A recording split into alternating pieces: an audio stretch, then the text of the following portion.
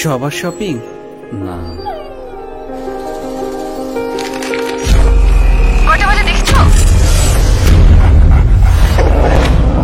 বৈশালী মিরপুর নতুন বাবুর টাওয়ার পান্থপথ মায়েশ্বরী ভেলি রোড জুতা panjabi elephant road Mirpur Agargaon Panthapath elephant road Banani এত জায়গায় কখন যাবো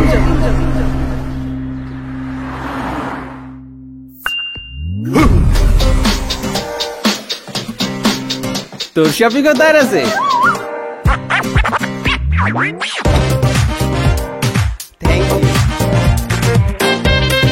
সব বাদ এবার শপিং করবো দারাজ থেকে ঘরে বসে শপিং এর allrounder Daraz download Daraz app happy shopping Daraz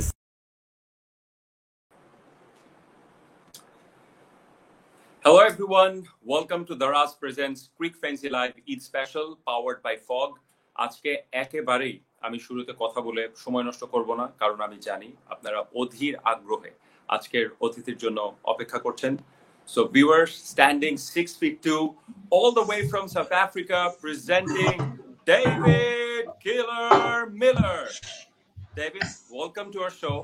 I tried to make the intro sound as dramatic as possible because the interest among the Bangladeshi fans for your show has been overwhelming. And honestly, I didn't even know you had so many crazy fans here in Bangladesh. So we are super excited to have you on our show.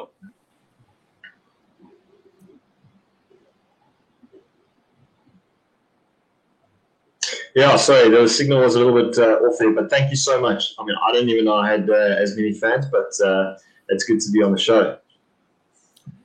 Thank you. David, you played your first match on a South Africa shirt for South Africa A against Bangladesh A. You scored the fastest ever T20 International 100 against us, Bangladesh. So there should be a special chapter on Bangladesh in your book. Yeah, definitely. I mean, I did. As you said, my first tour was to Bangladesh, the A side. I think West Indies were there as well. And then, I mean, obviously that 35 or 100 in Potchefstroom against Bangladesh. I mean, that will definitely never be forgotten in the back of my memory bank. So I'm very chuffed to have achieved something like that. But obviously, really nice to play against Bangladesh, and they were very competitive. Of course, we will come back to that innings later. Tell us the backstory of your famous quote: "If it's in the V, it's in the tree. If it's in the arc, it's out of the park." Yeah, so I mean, my dad used to play cricket back in the day. He used to play a lot of club cricket in country districts. So he played for many, many years. He always said that the day that he's going to retire is going to be the day that he plays the first game with both of his sons. So I've got a brother that's 4 years younger than me. And a good 6-7 years ago, we played, all three of us played in one club game together. So for my dad, it was a big highlight for him to be playing on the same team with both of his sons. And yeah, it basically came from my father playing so many years of country districts and club cricket, where if it's in the V, it's in the V, it's in the tree, and if it's in the arc, it's out the park. And I mean, he obviously always that was his motto going through his career. Yeah, so I mean, I happened to mention it on an interview the one day, and it sort of just stuck. Yes, and it rhymes really well, I must say. Tell us about your IPL experience during this pandemic, and also how are you dealing with this whole bio bubble thing? Yeah, it's been quite tough, to be honest with you. I think it's something that you sort of just got to mentally get over and just get into a mind. Sort of, I mean, it's pointless complaining about it or letting it bother you, all those kind of things, because it's not going to go away. The one positive thing is that all the cricketers are on the same boat. It's not that it's only me that's going through this. All the other cricketers are going through this, and it's just something that we have to do and we have to abide by. But at the end of the day, we obviously want to be playing cricket, so in order to play the game of cricket, we at this stage of our lives, we have to sort of fit into a few rules and regulations. but it it has its challenges. Obviously, not getting outside the hotel too much, experiencing. For me, playing at the highest level, I really enjoy sort of a release of the game, and that could be anything. That could be sort of photography, which is a hobby of mine, a bit of golf, walking on the beach or going for a swim, having a barbecue or braais in South Africa, as we say, a braai, with my mates and family and stuff. For me, those kind of things are the release. And in the bio bubble, you don't get those sorts of releases. So, it can be challenging. But again, it's just a mindset around what we can and can't do. So, who was your best friend in the Rajasthan Royals team? Who did you bonded well with? Yeah, it's tough to say who was the number one. I mean, Chris Morris being a South African there, he always talks a load of rubbish, but always is the life of the party. Always bubbly and energetic and vibrant, and it's great to have a character like him on a team. So we got on really well, and I obviously played with him for South Africa. So it was nice to rekindle that teammate friendship. And but obviously all the overseas. We had 8 overseas. We ended up with only 3 towards the end of the IPL because guys, obviously Joffrey got injured. Stokesy got injured, and then a couple guys left early, and we got down to 3 overseas. So it was Butler, the Fizz was there, and then obviously Maury and I. But the IPLs, the joys of the IPL is really, the friendships you make, and as you mentioned, you get to spend a lot of time, especially during these bio bubbles, a lot of time with each other. You get to know each other really well. Right. So our very own Fizz was your teammate, and we all know he doesn't like to talk much. But did you guys interact? And also, tell us a bit about his performance this year, because he kind of struggled a bit last season, but came back really strongly this year.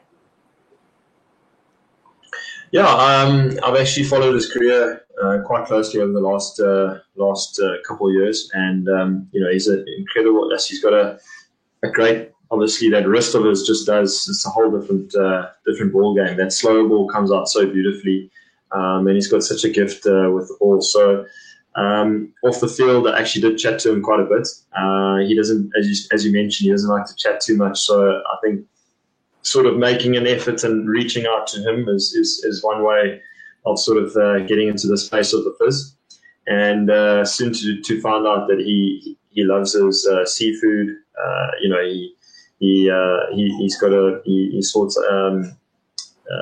He buys and sells prawns and fish and all these kind of things. So he has his own farm.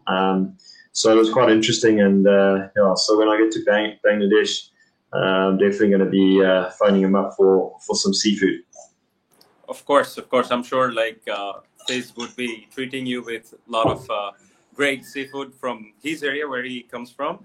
And also, David, you have played in I guess all the franchise tournaments across the globe. Many call you the globetrotter of T20 cricket. And you have been part of Bangladesh Premier League back in 2013. Do you even remember the name of the team you were part of? I do, actually. Wow. Yeah, the Chittagong Kings. Right, absolutely, yes. Is this correct? Yes, you're absolutely correct. Right answer. So, any memory you can recall, any fond memory, anything you didn't like, the food, I don't know, from 2013?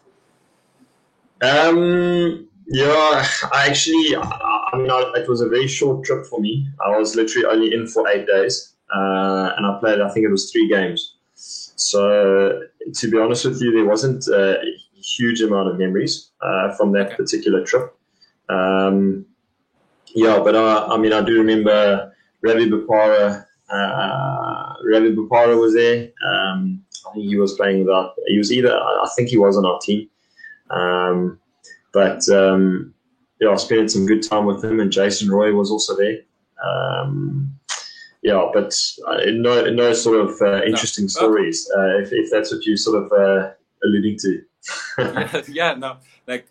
So I'm sure you knew this question would come up at some point, but it's from a fan. So it's from Salman, and he asks, "You are the fastest man to score T20 International 100 just off 35 balls. You smashed Saifuddin 5 sixes in 1 over. Did you target him, or you were on a roll? Was it planned?" Yeah, so I wouldn't say. At the end of it, if I look back on it, I definitely targeted him. But I think at the time, the first ball went for 6. I think it was the 19th over or something like that. And I was already on 50 odd. And I thought, actually, I didn't think. That's just the way you go. I'm set. I've got to try and take down both bowlers, the 19th and the 20th, as much as I can. So obviously the first ball went for 6, and the second ball went for 6, and the first 4 balls were actually pretty much in the slot, to be fair. So naturally they should have gone for 6. And then, the rest was history with the 5th one. Obviously slow ball bouncer that I picked up pretty late, but managed to sort of miss-hit it for 6 still.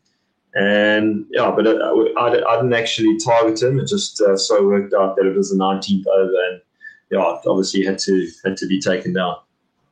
Do you regret for not making it 6 success in 1 over?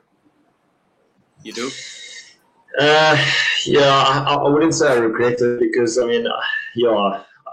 it just so worked out that I never got it. But it does every now and again sort of eat me.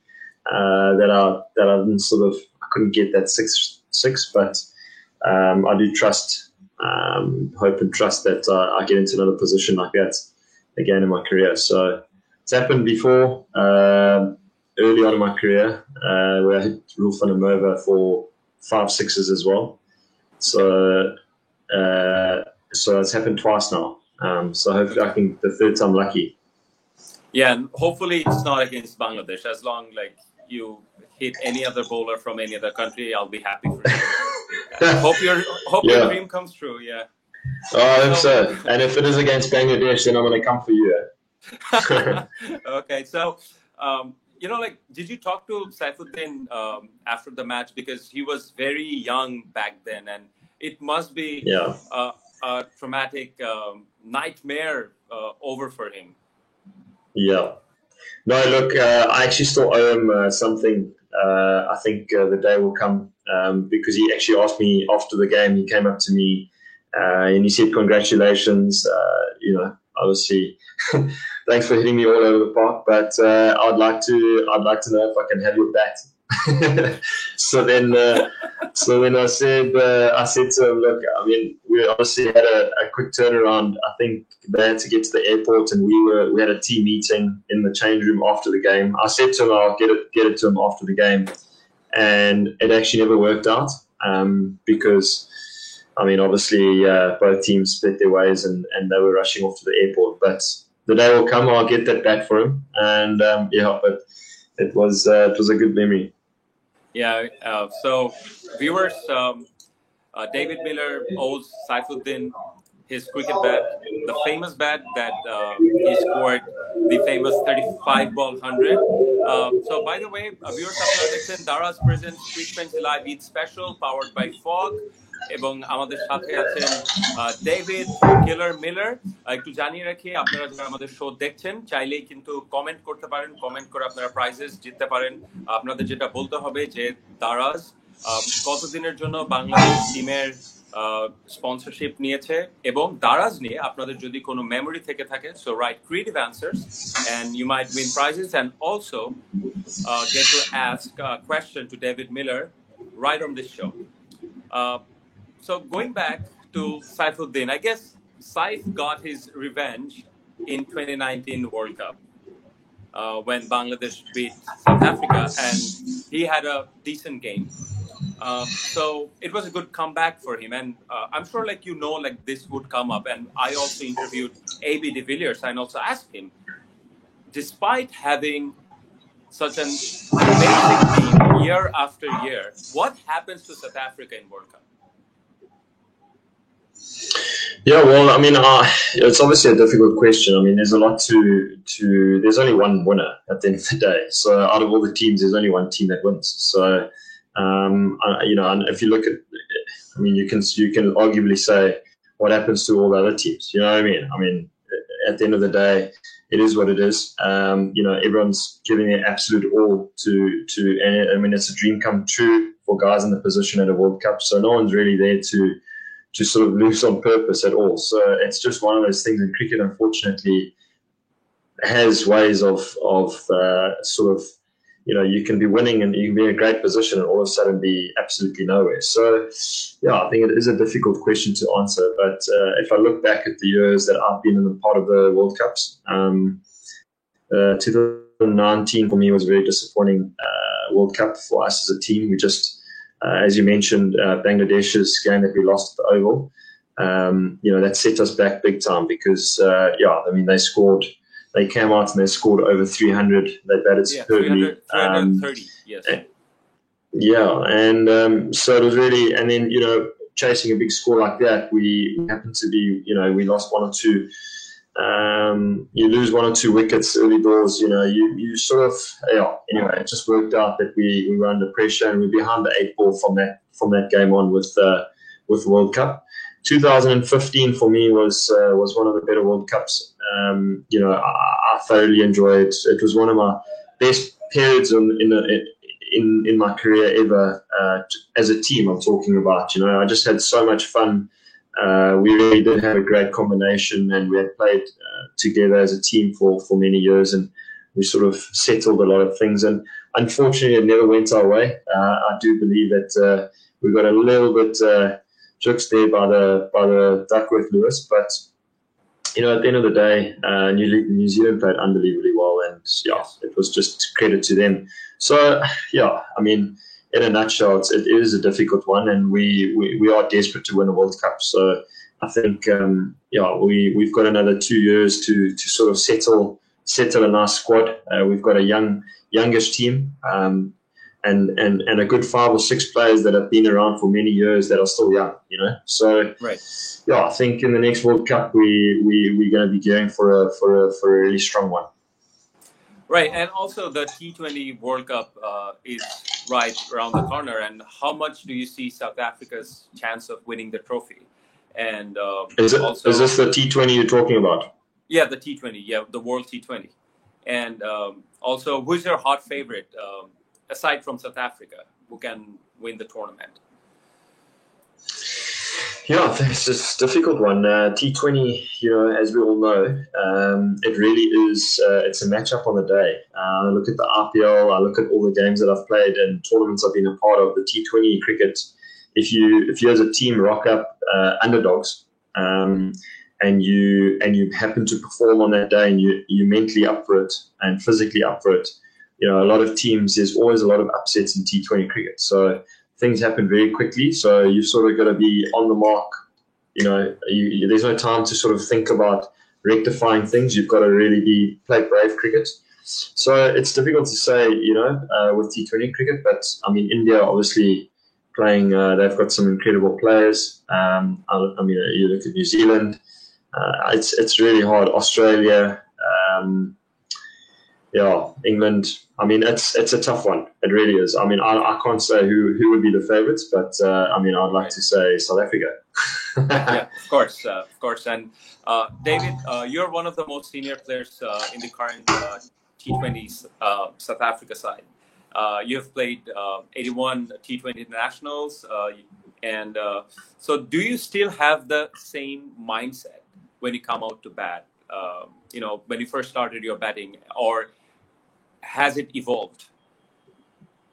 Yeah, it definitely evolves. I mean, as your career goes on, you start thinking a lot more about it. And I feel like nowadays I'm so much more prepared, just a lot more specific in my training, and I think that's probably the biggest thing. As a youngster, you come in, you sort of just hitting balls and just working on, trying to just get a huge amount of practice. Nowadays, I'm very specific in what I do. I know what my roles are. I know what works for me. I know what doesn't work for me. So I think it's just about ironing out, like, constantly improving my strengths. And that's, I feel a lot more comfortable nowadays mentally when I'm that.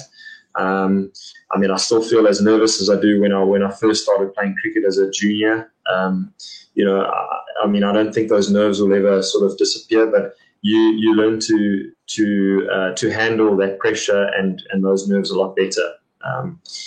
So I think that's probably the biggest thing. Right. So as you have mentioned, you being a young cricketer coming in the international cricket and trying to hit every ball out of the park. So what would be your advice for a young aspiring Bangladeshi cricketer, especially for those who want to be a hard hitter like you?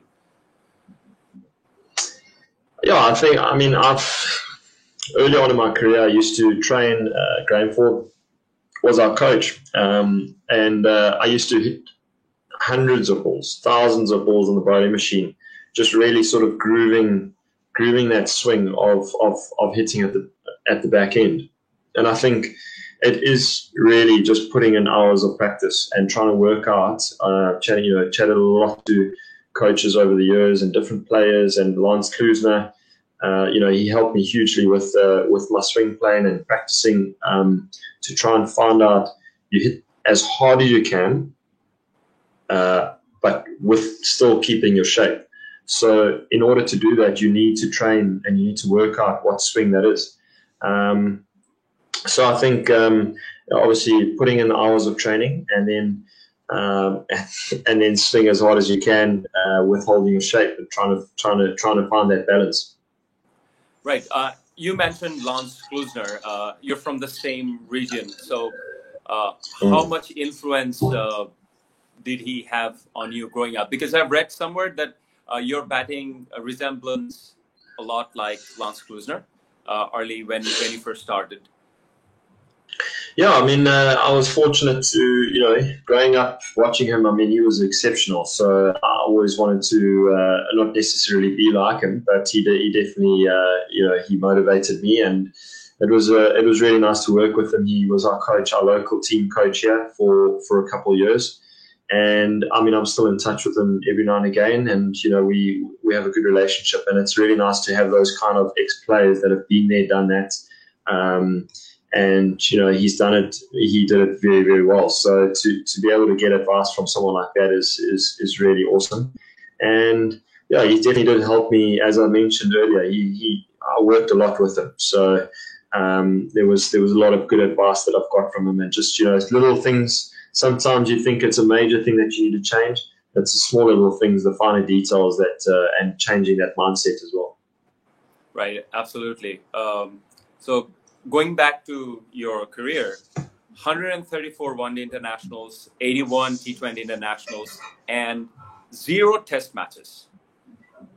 Does it hurt, or do you think longer version cricket probably doesn't suit your style of batting? No, not at all. It doesn't. It's not that it doesn't suit my style of batting. I think just opportunity through my career it just never came up. It was just as it was that simple. I've always wanted to play Test cricket. For the most part of my career, the Test team was very settled. If you look back, there was the guys. The top 6 was settled for many, many years. Only recently, there's been a big shift in the Test team with new players and guys retiring and stuff like that. So, I don't regret anything. I obviously would have loved to have played Test cricket, even one game of Test cricket. So, who knows? It might still be on the cards. But I do know that my first 4 or 5 years of my career, I was nowhere with my red ball cricket. I didn't have a game plan. I didn't know what to do. One game I was going aggressive. The next game I would go too slowly. Like I just couldn't quite find my flow in my 4-day cricket. And then my last 4 or 5 years of my career, I've been averaging over 60, and I really found joy in that. So I don't have to answer your question about regrets. I don't have regrets about my career at all. So, but do you plan to make a first-class cricket comeback? Like, is Test cricket part of your career plan? Yeah, I mean, it's something that I would have to discuss with Cricket South Africa, and it is something that I might potentially have that discussion. But I think for now, there's a lot of emphasis on the white ball with T20 World Cup. If I'm not mistaken, it's this year and next year, and then obviously the following year is the 50 over World Cup. So it has, I mean, I'd love to play some first-class games and get back on the park there. And, if the fixtures allow, a lot of the time I was playing away overseas and I just couldn't, it just never worked out to play 10 first-class games a year. I would play like 2 or 3. So maybe I can miss coming season and the following seasons to get back in 4-day cricket and contribute there. Yeah. So, David, a lot is going on with with Cricket South Africa lately. So, how does that affect you as a player or the team in general? Sorry, can you just repeat there? I just lost you for a second. How does that affect me or the team? You as a player and also the team. No, I mean, I think in life we always have challenges and there's always hiccups, things getting in the way of whatever it is. And, I think it's difficult to comment on something like this. Cricket South Africa, everyone has their own opinions about it, but I mean, I personally hate getting involved in things that you can't really control. So for me, I love playing cricket.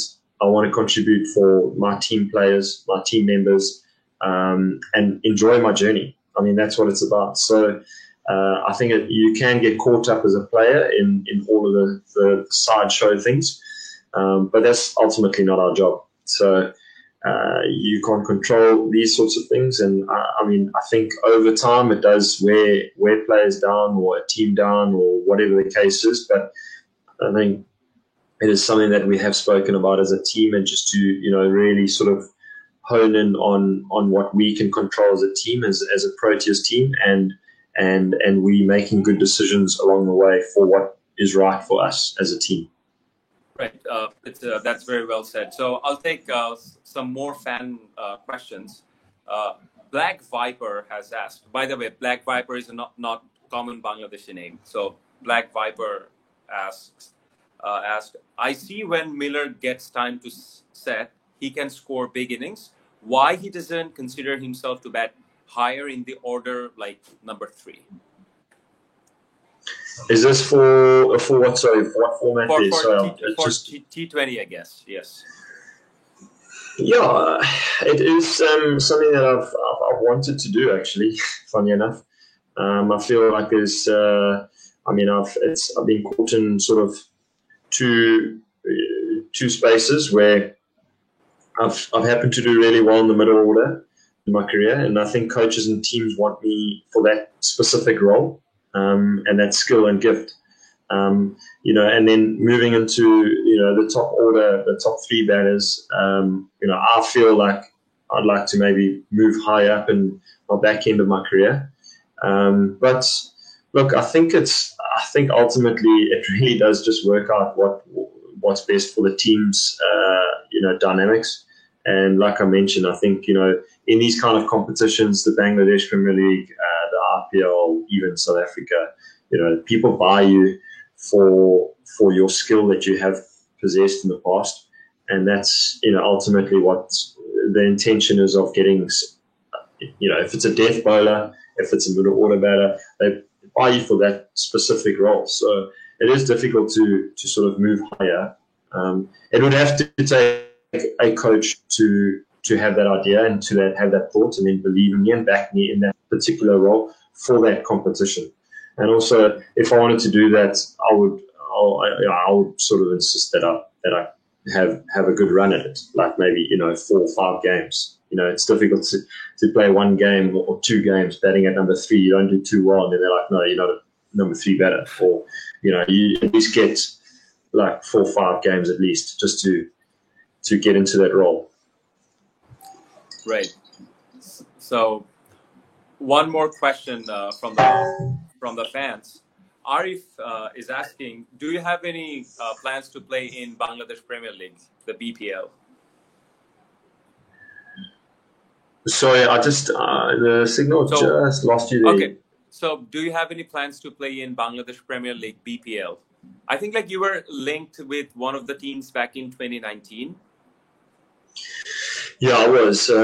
It's quite a difficult one because it always has worked out that it's during our South Africans' domestic competition and our season. So I would obviously love to be a part of it, but it's just that it has to sort of fit into plans that if I'm not playing in the domestic cricket here, or it really works out on dates and fixtures as if I'm available or not.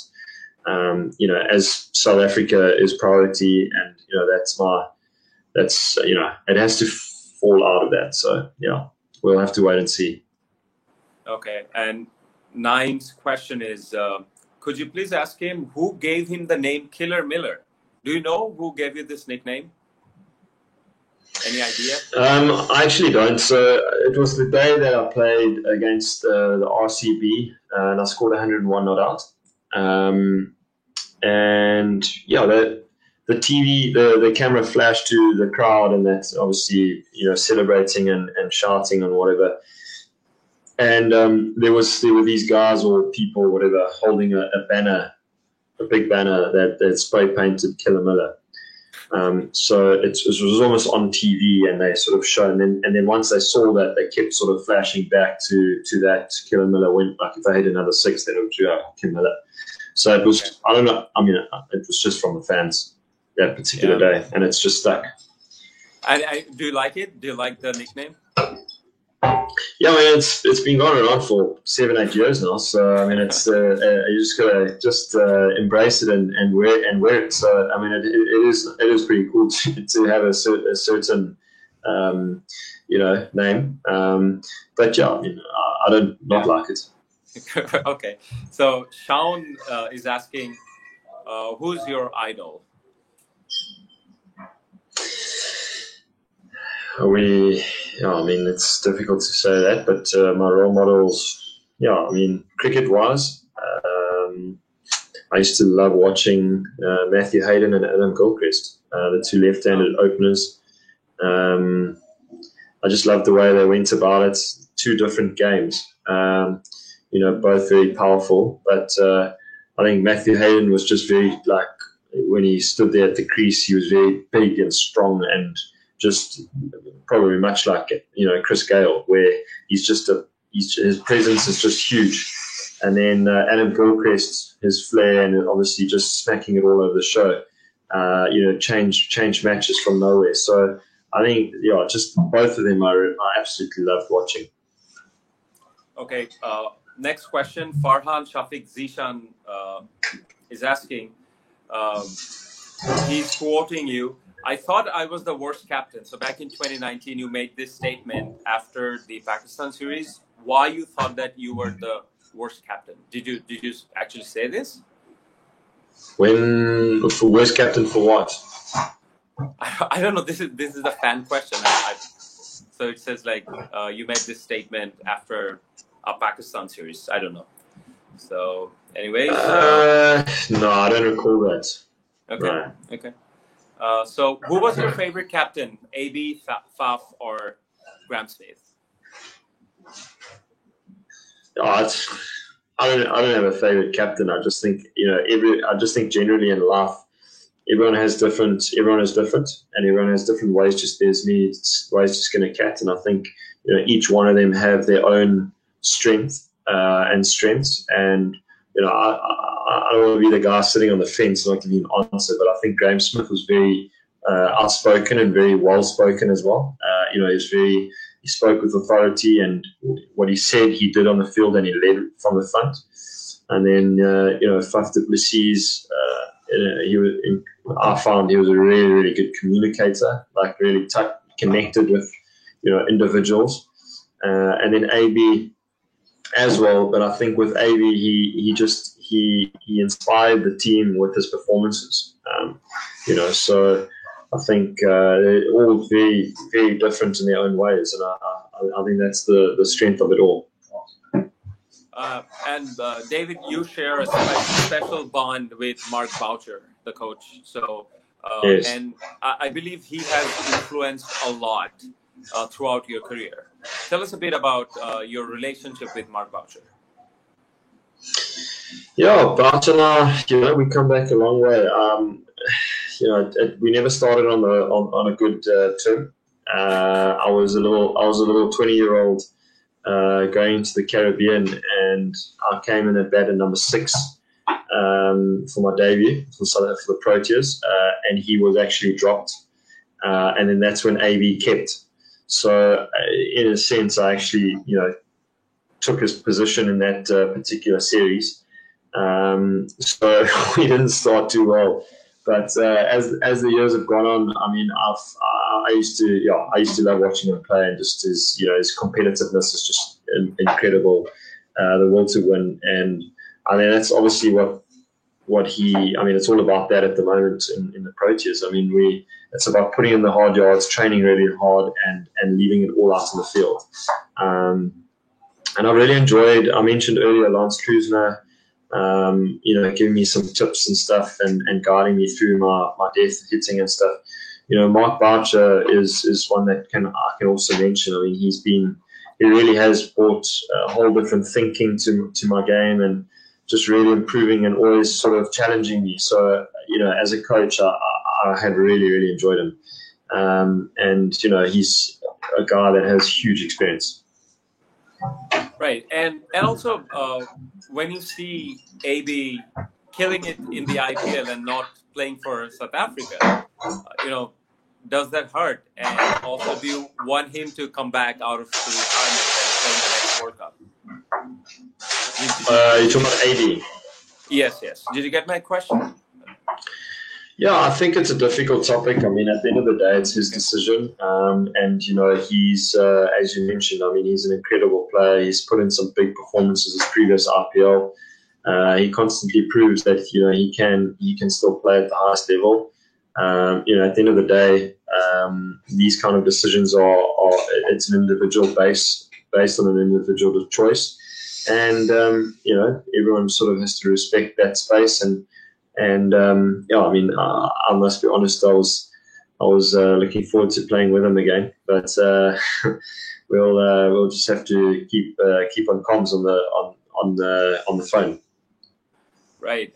So this is a fun question. If you're told to take selfies with 3 people in the world, which 3 people will be? Just say it again. Sorry, I just lost you.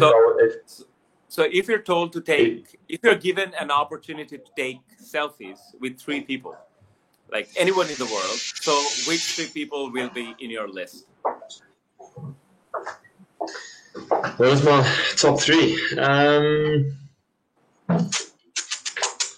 Sure, that's a good question. That actually, yeah, I reckon it would probably be Jennifer Aniston. Okay. Just because friends are making a comeback, or it has always been she has always been in your list. Yeah, well, look, I must be honest. I need to actually, the next bubble that I'm in, I need to get into Friends. I actually haven't quite got into Friends, but okay. I just she's my baby. but probably Jennifer Aniston. I'd go probably David Beckham. And who else would we go? Ronaldo, probably Cristiano Ronaldo. Okay. So, are you a big football fan? So, other than cricket, which? Yeah, I love playing football and that and stuff. I don't really follow as much, to be honest with you. I could actually show a lot more interest in it. if you had to ask me who's playing this weekend, what times, and all that, I wouldn't be able to give you the right answer. So, but I do, yeah. I mean, getting a few mates over, watching a bit of football is great fun. Yeah, and also I think like the amount of travel you have to do, it's very difficult to keep track of the time zones when the game is taking place and which TV channel is showing. It's very difficult to keep track. Exactly. Yeah. Okay, so this is also interesting. Suppose you have a franchise team in any of the T20 tournament, and the condition is that you have to take one cricketer from each country. So who will you choose from Bangladesh? Where am I taking them? Sorry. So you're a franchise owner and you're making a team for, say, IPL or BPL or I don't know, like Caribbean Premier League, and the condition is you can pick one player from each country. So who would you pick from Bangladesh? Probably go Shakib. Okay. Any particular reason for that? Yeah, it gives you that all-round option, in bat, ball, and field. Okay. And what would be your second choice? From Bangladesh. Probably go Fizz because I've obviously played with him and he's doing really well. Okay. So just curious, from India and Pakistan, who would you pick? One player? Or Pakistan, I mean, you would have to go with Baba. I mean, he's done exceedingly well. We're going to go batters, because, I mean, yeah. Baba and Virat. Okay. As my batters from there. Okay, top two for you. Great. So, who's the toughest bowler you have ever faced? That would probably be.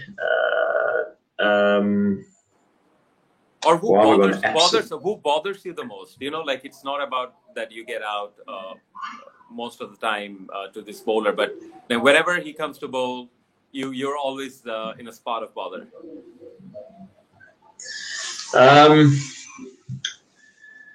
Mitchell Johnson was definitely probably the fastest that I've faced. And yeah, there was a spot of bother there because there's a lot of tail and reverse. Rapidly quick. And then, Mendes was quite challenging as well, from Sri Lanka. Obviously went both ways. Yeah, and also, this is also interesting. Do you think it's possible to score a double 100 in a T20 match? And if yes, so who can actually achieve that feat? Sure. I'd hate to say that it's impossible. I mean, it's a hell of a task to be doing that.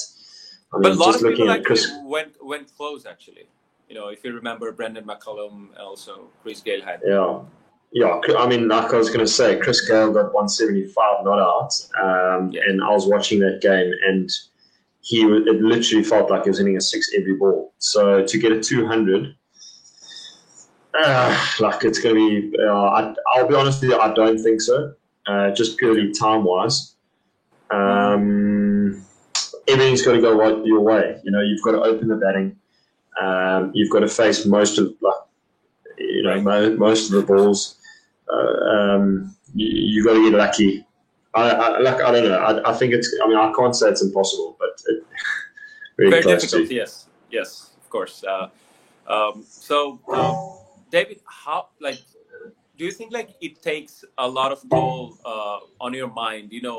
You're under constant pressure of finishing the game, no matter if you're playing for South Africa or if you're in IPL or BPL or any other league. So, do you think it's a lot of pressure to deal with, and also how do you manage that pressure? Yeah, it is. I mean, I think as I mentioned earlier, I've got so used to dealing with that pressure. And that's just over time and experience, and you live and you learn. I mean, there's nowhere to hide. You walk out there to bat, and there's a scenario in front of you. You've got to play. You need 14 and over or 10 and over. The bowlers are coming at you. The guys are fielding well, and you feel like you can't get anywhere. And it's just there is constant pressure. The crowd's at you. The scoreboard. You look up at the scoreboard. It looks, there's a lot on the go. So I think it's just never going to go away. And I think once you accept these kind of things as a player, you accept it. You let it be, and it's now a part of you. You can deal with it a lot better instead of trying to fight it. So right. I think over the years, I've just sort of, you can only, and again, I always keep reminding myself, to look too far ahead in a certain game where there's pressure, it's really difficult to sort of try and put it all together in your head, and you always get overwhelmed. If the only thing you can really do is face the next ball. You can only hit a 6 on the next ball, or a 4, or a 2, or 1, or 3. So you can only go one ball at a time. And, just got to keep reminding yourself during that pressured moments. And, like breathing is a big thing, just to constantly keep yourself calm and keep thinking of the basic things when there is pressure. Because, when we're under pressure, we always panic and spin out. And you actually think your thinking goes haywire.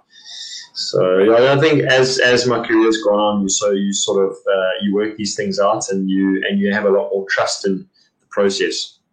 You know that it can work. Right, of course. So আপনারা দেখছেন Daraz presents Cricfrenzy Eid special powered by Fogg, and we have David Killer Miller here with us. আর এখন একজন fan join করবেন আমাদের সাথে, এবং যিনি join করবেন তার নাম তারিফ. Tarif, welcome to our show. Hello, thank you. Thanks to Cricfrenzy. Hello, David. Hello, how are you doing? Yeah, I'm fine. I had a question for you. Would you like to be the captain of South Africa, and if not, why? Just say it again. Would you like to be the captain of South Africa, and if not, why?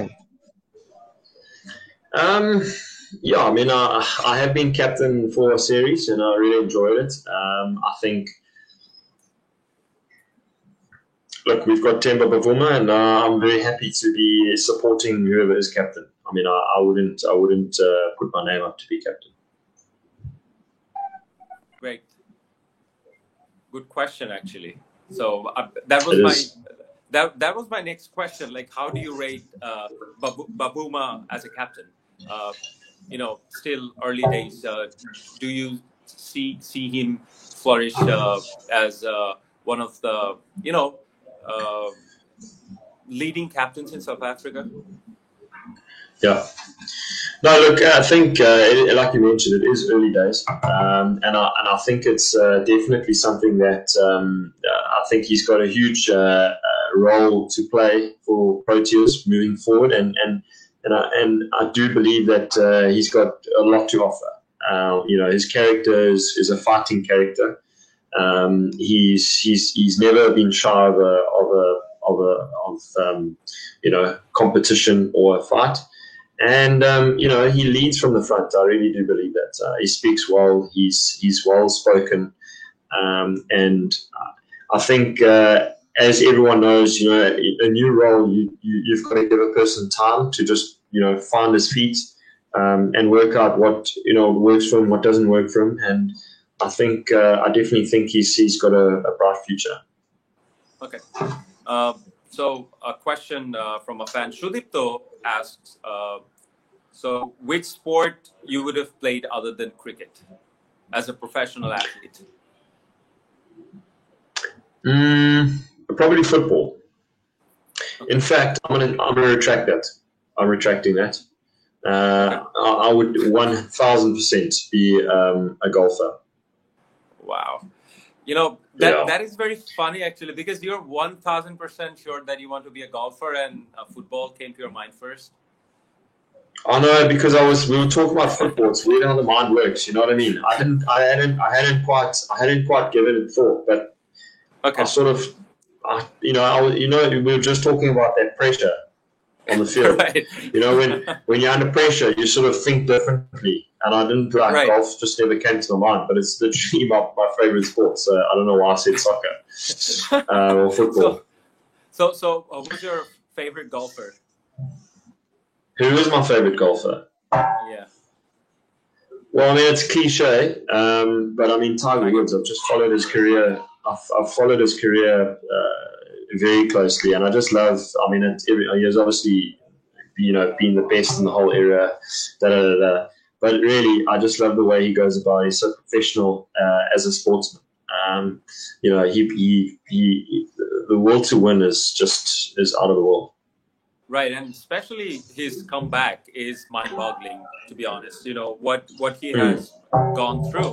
Everyone thought like it's over for him, and you play golf. 100%. It's not an easy sports to play. So 100%. Yeah. So next question. You have played in almost every franchise league. Which franchise league you enjoyed the most, and what is the reason behind that?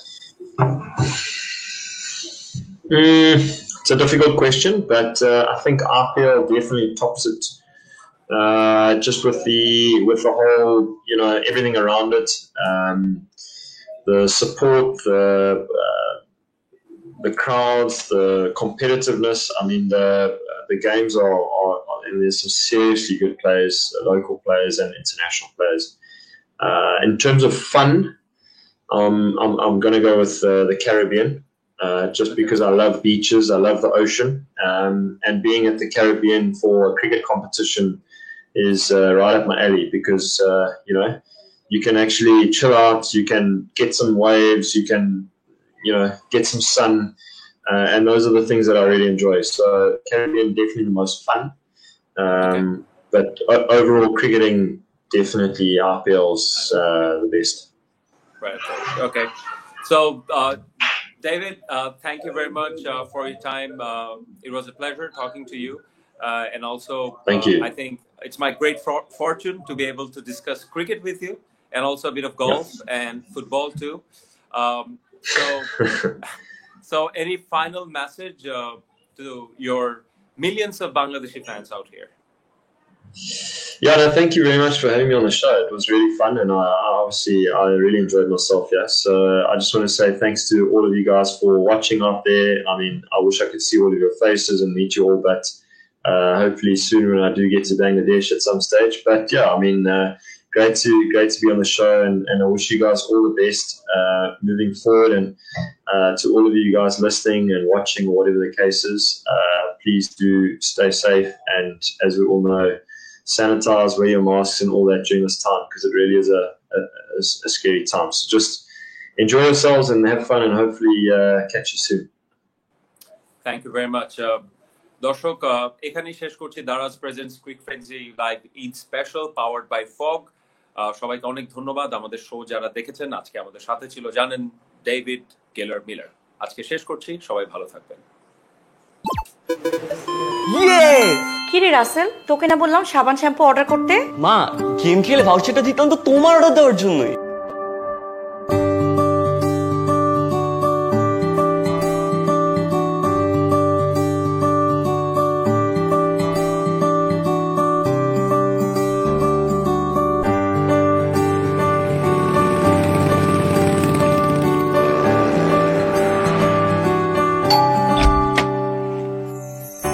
Thank you বাবা। Wow, এত তাড়াতাড়ি চলে এলো।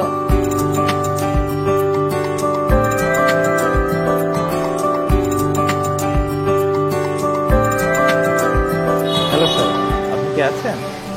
জি sir, আমি আসছি। শত বাধার মধ্যেও আমরা দেশ জুড়ে ডেলিভারি করছি আপনাদের নিত্য প্রয়োজনীয় সকল পণ্য। তাই সবাই ঘরে থাকুন, নিরাপদে থাকুন। ডেলিভারি আমরাই করছি।